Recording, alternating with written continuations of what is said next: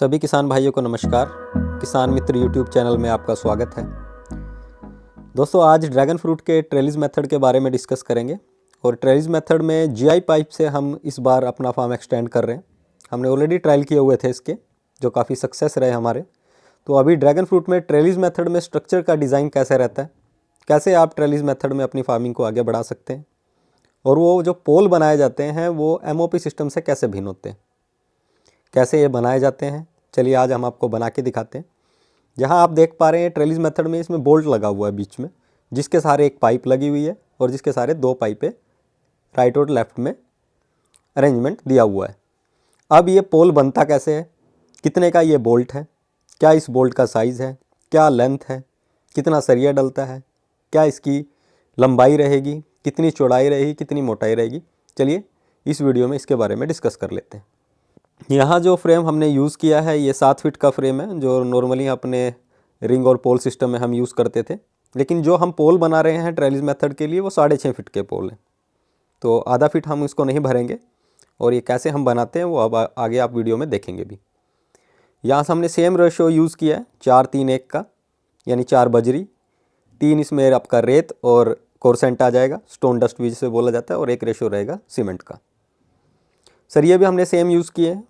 यहाँ 6 mm के सरिये रहेंगे, 3 हमने यूज़ किए हैं और ट्रायंगुलर बनाने की कोशिश की है। इसके बीच में हमने एक स्ट्रिप दे दी है, यानी बीच में भी हमने सरिया कट करके दिया है। ये फ्लैट नहीं है, ये कर्वी है, थोड़ा रेक्टेंगुलर टाइप में थोड़ा हल्का है ये, ताकि इसके बीच में भी मसाला आ सके, यानी जो मटेरियल है वो इसके बीच में आए, ये फ्लैट ना रहे ताकि टूटने की संभावना कम रहे।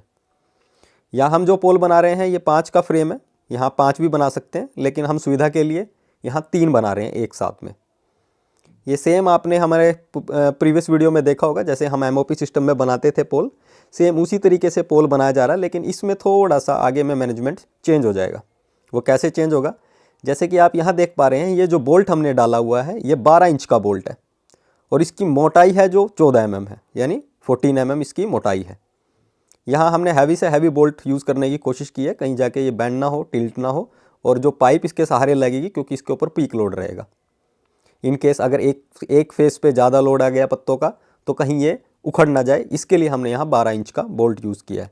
ये हेडर के साथ यूज़ किया है ताकि अगर ये घूमे या मूवमेंट ना ले तो हेडर इसको अंदर में बांध के रखता है।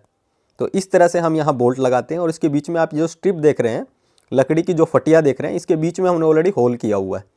इसके बीच जो होल किया है वो 16 mm का होल किया है, और ये जो बोल्ट है वो 14 mm का, ताकि 2 से 2.5 mm का गैप बचा रहे, ताकि हम इसे अच्छे से निकाल सके बाद में, क्योंकि ये लगी नहीं रहेंगी, ये स्ट्रिप बाद में निकल जाएंगी। यानी फटिया जो आगे में आप देख पा रहे हैं ये बाद में हम इसको निकाल लेते हैं 10 से 15 मिनट के बाद, जैसे ये एडजस्ट हो जाता है, ताकि आगे हम इसे यूज़ कर सकें। इस तरह से हम पहले आगे वाला जो पोर्शन है पहले इसको हाफ भर लेंगे, सरिया डाल लेंगे, और फिर आगे वाला जो पोर्शन है उसको अच्छे से मैनेज करके, यानी उसको सील कर दिया जाता है। और जो बीच वाला पोर्शन और जो बैक वाला पोर्शन रहेगा उसे फिर सीमेंट से और जो मिक्सचर है उसे हम भर देते हैं, ताकि ये बार बार मूवमेंट ना ले, क्योंकि इसको मसाले को भरा जाएगा, हल्का फुल्का इसको हिलाया जाएगा मटेरियल को सेटल करने के लिए। तो इसके लिए हम आगे वाला पार्ट को पहले सील कर लेते हैं ताकि ये मूवमेंट ना ले, बोल्ट जो है वो अपनी जगह पे अच्छे से जम जाए। तो इस तरह से हम पहले इसको मैनेज कर लेते हैं। तो आगे आप वीडियो में देखेंगे कि हम पूरा स्ट्रक्चर बनाते कैसे हैं। कई भाइयों के डाउट रहते हैं मन में कि कितनी देर तक इसको छोड़ के रखना चाहिए, इसे हम तुरंत उठा लेते हैं। यहाँ जब आप मटेरियल यूज़ करते हैं तो कोशिश ये कीजिए वाइब्रेटर का यूज़ करें। अगर वाइब्रेटर का यूज़ नहीं करना चाहता कोई, या फिर वाइब्रेटर का अरेंजमेंट नहीं है किसी के पास में, तो आप जो मिक्सचर बनाते हैं वो थोड़ा सा नरम बनाना चाहिए, ताकि अच्छे से मसाला नीचे से ऊपर तक मटेरियल सेटल हो जाए, बीच में एयर गैपिंग ना रहे। तो इस तरह से हम इसको धीरे धीरे अच्छे से फिनिशिंग देने की कोशिश करते हैं, और इसमें एयर गैपिंग ना रहे तो इसके लिए इसको बीच बीच में ठोकते रहते हैं, ताकि इसके बीच में कोई गैपिंग ना रहे और स्ट्रेंथ में किसी तरह की कोई कमी ना आए। यहाँ आप जो 2 स्ट्रिप देख पा रहे हैं बीच में, ये इसके लिए दी गई है ताकि ये मसाला फैले ना और ये अनशेप ना हो, यानी बीच में से ये फैल जाता है कई बार अगर ये स्ट्रिप नहीं लगाते हैं। इन स्ट्रिप को हम बाद में निकाल लेते हैं, जैसे ही कंप्लीट एक बार फिनिशिंग कर लेते हैं।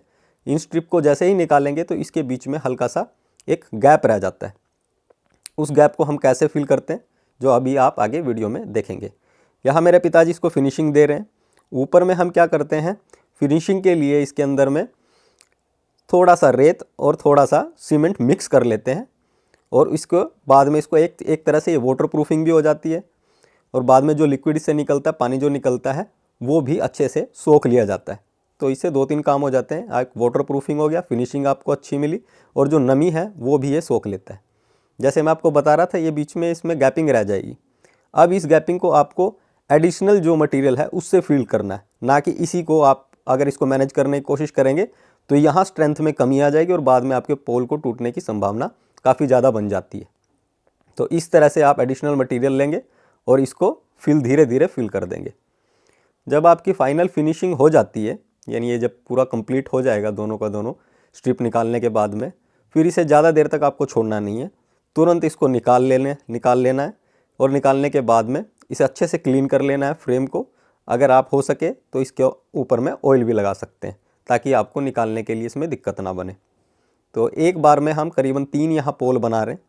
ज़्यादा भी आप बना सकते हैं, ये 5 का फ्रेम है, 5 भी बना सकते हैं, लेकिन हमारा थोड़ा मैन पावर का अभाव रहता है, इसके लिए हम 3 बना रहे हैं ताकि हम आराम से सुविधा से निकाल सकें और आगे फिर अपने फ्रेम को टाइमली इसको यूज़ कर सकें। अभी हमारी फाइनल फिनिशिंग हो चुकी है। चलिए अभी आपको निकाल के दिखाते हैं कि ये पोल बनते कैसे हैं या निकालने के बाद में कितनी अच्छी से इनकी फिनिशिंग आती है।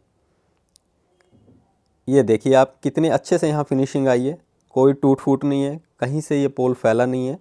सिर्फ ध्यान आपको इतना रखना है कि जो मटेरियल, जो मसाला आप बनाते हैं उसके अंदर नमी थोड़ा मेंटेन रहना चाहिए। अगर ज़्यादा गीला करेंगे तो ये फैल जाएगा।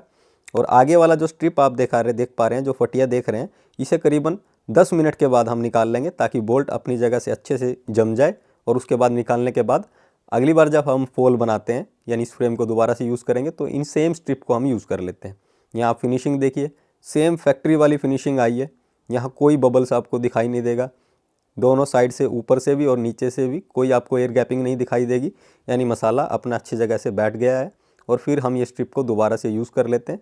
तो इस तरह से हम अपने फ्रेम को यूज़ करते हैं और पोल बनाते हैं। आगे आने वाली वीडियोज़ में हम आपको दिखाएंगे कि ये जो पाइपें लगेंगी ट्रेलिस मेथड के लिए कैसे लगाते हैं, कितनी इनकी थिकनेस होती है, कैसे इनको वेल्ड किया जाता है और कैसे ये ट्रेलिस मेथड के पूरे सिस्टम को इम्प्लीमेंट किया जाता है। तो आज की वीडियो में इतना ही था। मिलते हैं एक नए टॉपिक के साथ नई वीडियो में। वीडियो देखने का आप सभी का बहुत बहुत धन्यवाद।